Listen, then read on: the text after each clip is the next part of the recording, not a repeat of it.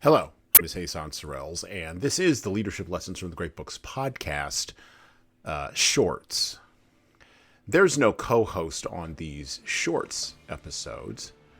These are now around 2 to 4 minute, sometimes as long as 6 to 10 minute observations, ideas, thoughts, or rants about the literature, philosophy, psychology, and even the theology of leadership. Because listening to me talk about leadership for now around 2 to 4 minutes is still better than reading and trying to understand yet another business book. Even that business book your coworker won't stop raving about because it quote-unquote changed their life, but you can't see any difference in their leadership behavior. So how good could that author be? There are books that challenge us, entertain us, and change us, but only if we as readers allow them to do so. However, intellectual pride and ignorant hubris are two diseases, much like cancer and diabetes, that can kill the health of the mind as surely as the ones I've mentioned can destroy the life of the body. But intellectual pride in and of itself is sneaky and shifty, and ignorant hubris is stubborn and hard to dynamite psychologically out of our minds. They move around in our language, in our attitudes, in our postures, and in our mindsets, and they also tend to hide in plain sight. And often, we don't see them or their impacts until someone else points them out to us. Books are a neutralizing agent for all this. Books, if we let them, can change us. They can move us. They can mold us. Education, however, doesn't neutralize either intellectual pride or ignorant hubris because, particularly in our particularly benighted time in the West in general and in America in particular, we know so much about so very little.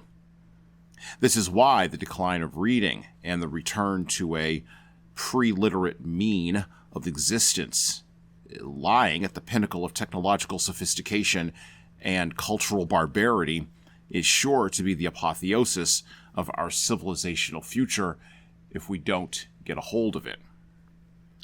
Reading, the act of understanding and comprehending words on the printed page and of allowing those words to drip inside of us and to change us, mold us, and shift our thinking, our behavior, and our attitudes is one of the greatest gifts mass literacy ever bestowed upon people in the West.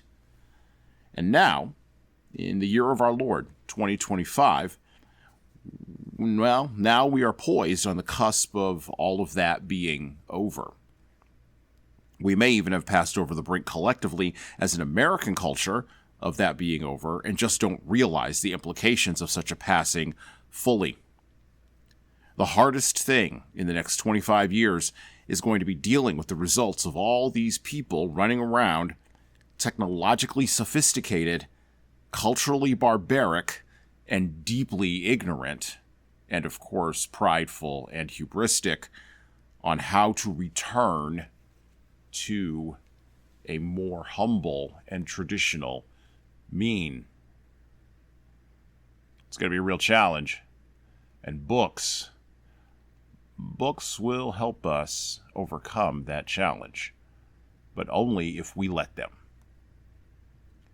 And well, that's it for me. Thank you for listening to the Leadership Lessons from the Great Books podcast today. And now that you've made it this far, you should subscribe to the audio version of this show on all the major podcast players, including Apple iTunes, Spotify, YouTube Music, and everywhere else where podcasts are available. There's also a video version of our podcast on our YouTube channel. Like and subscribe to the video version of this podcast on the Leadership Toolbox channel on YouTube.